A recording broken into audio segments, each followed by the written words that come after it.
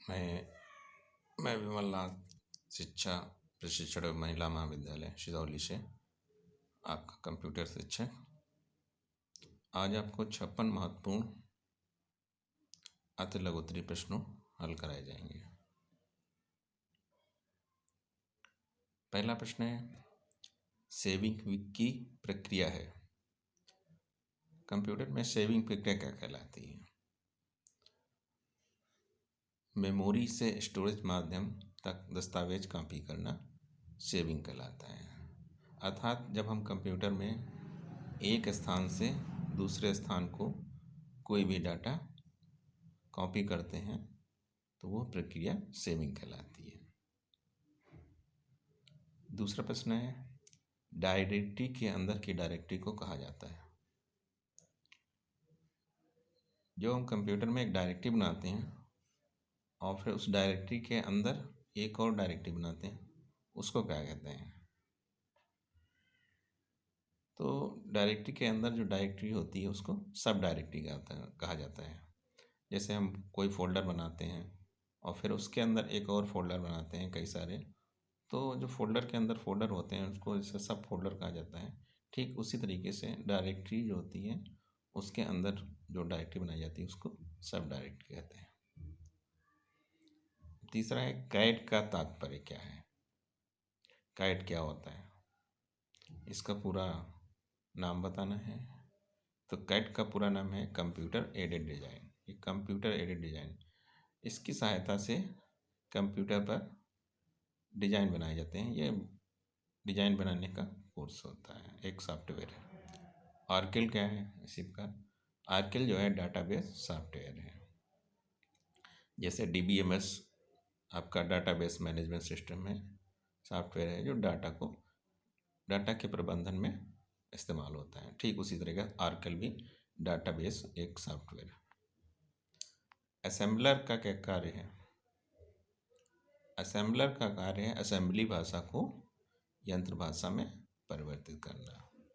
जैसा कि आप जानते हैं कि आपकी जो कंप्यूटर होता है वो मशीन होता है, तो जनरली वो हमारी जो अल्फ़ाबेटिकल या नंबर्स भाषा को डायरेक्ट रीड नहीं कर सकता। तो उसके लिए हम एक प्रोग्राम जो बनाते हैं उसको असेंबली वाला भाषा में लिखते हैं और उसके बाद असेंबली भाषा को मशीन भाषा में रीड करने के लिए जो ट्रांसलेटर इस्तेमाल किया जाता है वो असेंबलर कहलाता है। तो असेंबली भाषा को मशीन भाषा में परिवर्तित करने वाला ट्रांसलेटर असेंबलर कहलाता है। और असेंबली भाषा आपकी निम्न स्तरीय भाषा है जिसका प्रयोग प्रथम जनरेशन में किया जाता था। अब आते हैं छठे प्रश्न पे। भारत में सर्वप्रथम दिखाई देने वाला कंप्यूटर वायरस है। तो सबसे पहले जो भारत में कंप्यूटर वायरस दिखाया गया वो सी ब्रेन था। अब वायरस क्या होता है? वायरस वे प्रोग्राम होते हैं जो हमारे कंप्यूटर में प्रवेश कर जाते हैं और उसकी कार्य क्षमता को प्रभावित करते हैं। और इन कंप्यूटर वायरस से बचने के लिए एंटीवायरस का प्रयोग किया जाता है। तो प्रमुख कंप्यूटर जो आपके वायरस हैं उसमें ये आपका सी ब्रेन हो गया, तीसरा है बर्थडे जोशी, और इस प्रकार कई सारे आपके कंप्यूटर वायरस हैं। उस नेटवर्क टोपोलॉजी का क्या नाम है जिसके प्रत्येक संभावित नोड में द्विदिशीय कड़ियाँ हैं? तो टोपोलॉजी क्या होती है? कंप्यूटरों को आपस में संयोजित करने की जो व्यवस्था होती है वो टोपोलॉजी कहलाती है। ऐसी टोपोलॉजी जिसमें दो नोड होते हैं, ठीक है, दोनों तरफ कड़ियाँ जो आपके सिस्टम जोड़े जाते हैं, तो वो मेश कहलाता है, मेश टोपोलॉजी। अब आते हैं 8वें प्रश्न पर। वो बिंदु जिस पर डाटा कंप्यूटर में प्रवेश करता है या निकलता है क्या कहलाता है? अर्थात कंप्यूटर में डाटा देने का जो पॉइंट होता है वो कौन सा होता है? तो कंप्यूटर में जिस पॉइंट से डाटा प्रवेश करता है या जिससे डाटा आपका आउटपुट होता है वो टर्मिनल्स कहलाते हैं। अब चलते हैं नए प्रश्न की ओर। विश्व का प्रथम कंप्यूटर माना जाता है विश्व का प्रथम कंप्यूटर माना जाता है एर्पानेट, जो कि अमेरिका की रक्षा इकाई द्वारा विकसित किया गया था। प्रश्न 10, लाइनेक्स एक उदाहरण है। लाइनेक्स एक ओपन सोर्स सॉफ्टवेयर है। आपका लाइनेक्स जो है ऑपरेटिंग सिस्टम है, पहले से चल रहे कंप्यूटर को रीस्टार्ट करना कहलाता है रीबूटिंग।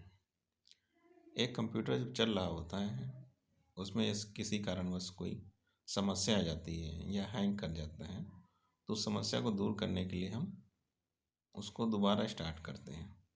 ये प्रक्रिया रीबूटिंग कहलाती है। और कंप्यूटर को जब ऑन करते हैं फर्स्ट टाइम, तो उस दौरान जो कंप्यूटर ऑन होने की प्रक्रिया जो होती है, उस दौरान की जो प्रक्रिया जो है वो आपकी बूटिंग कहलाती है। और स्टार्ट कंप्यूटर को पुनः स्टार्ट करना रीबूटिंग कहलाता है। प्रश्न 12, सॉफ्टवेयर कोड में त्रुटियां ढूंढने की प्रक्रिया को कहा जाता है डीबगिंग। कोई भी कंप्यूटर होता है, जब कोई भी प्रोग्राम कार्य नहीं कर रहा होता तो उसमें जो त्रुटियां होती हैं उसको ढूंढने की प्रक्रिया जो है आपकी डीबगिंग कहलाती है। प्रश्न 13, सीपीयू को वो भाग जो अन्य सभी कंप्यूटर कंपोनेंट की गतिविधियों को कोऑर्डिनेट करता है, अर्थ क्या कहलाता है कंट्रोल यूनिट। अर्थात कंप्यूटर को जो नियंत्रित करने का कार्य करता है वो अंग कौन सा है। तो आप जानते हैं कंप्यूटर में जो सीपीयू का नियंत्रण वाला भाग है वो कंट्रोल यूनिट कहलाता है। सीपीयू के 3 भाग होते हैं, कंट्रोल यूनिट, मेमोरी यूनिट और एएलयू अर्थमेटिक लॉजिक यूनिट। अगला प्रश्न है 14, कंप्यूटर में जाने वाले डाटा को क्या कहा जाता है इनपुट डाटा। कंप्यूटर में जो भी हम डाटा देते हैं वो इनपुट कहलाता है और डाटा देने के लिए इनपुट उपकरण प्रयोग किए जाते हैं, जैसे माउस है, कीबोर्ड है आदि। कंप्यूटर में डेटा किसे कहा जाता है। कंप्यूटर में वो समस्त सूचनाएं, चिन्ह और नंबर्स कंप्यूटर डाटा कहलाते हैं। 16वां प्रश्न, एएलयू का पूरा नाम क्या है। एएलयू पूरा नाम है अर्थमेटिक लॉजिक यूनिट। 17, कंप्यूटर का नियंत्रक भाग कहलाता है सीपीयू। प्रश्न 18, कंप्यूटर के सभी भागों के बीच सामंजस्य स्थापित करता है कंट्रोल यूनिट। माइक्रो प्रोसेसर जो कंप्यूटर का मस्तिष्क होता है उसे कहा जाता है माइक्रोचिप या माइक्रो प्रोसेसर या सीपीयू। एएलयू परिचालन संपादित करता है अर्थमेटिक। एएलयू का पूरा नाम होता है अर्थमेटिक लॉजिक यूनिट, जो समस्त गणितीय लॉजिक ऑपरेशन को संचालित करता है और ये सीपीयू का एक भाग होता है। एक हार्डवेयर डिवाइस जो डाटा को अर्थपूर्ण इंफॉर्मेशन में परिवर्तित करती है क्या कहलाती है प्रोसेसर। क्रे क्या है। क्रे अमेरिका द्वारा विकसित सुपर कंप्यूटर है। टेली प्रोसेसिंग तथा टाइम शेयरिंग का प्रयोग किस पीढ़ी के कंप्यूटर में हुआ था। तो टेली प्रोसेसिंग तथा टाइम शेयरिंग का प्रयोग तीसरी पीढ़ी में किया गया था। वो उपकरण जो हैंड हेल्ड ऑपरेटिंग प्रणाली का इस्तेमाल करता है पीडीए। कंप्यूटर कितने प्रकार के होते हैं। कंप्यूटर का वर्गीकरण 2 प्रकार से होता है, एक तो डाटा निरूपण के आधार पर, दूसरा कार्यगत एवं संचालन के आधार पर। प्रश्न 26, पॉइंट एंड ड्रा डिवाइस कहा जाता है किसको, माउस को, क्योंकि माउस के द्वारा हम किसी भी ग्राफिक आइकन पे पॉइंट कर उसको ओपन कर सकते हैं और उसको नियंत्रित करते हैं, इसलिए point and draw device mouse को कहा जाता है। प्रश्न 27, ट्रैक बॉल क्या है।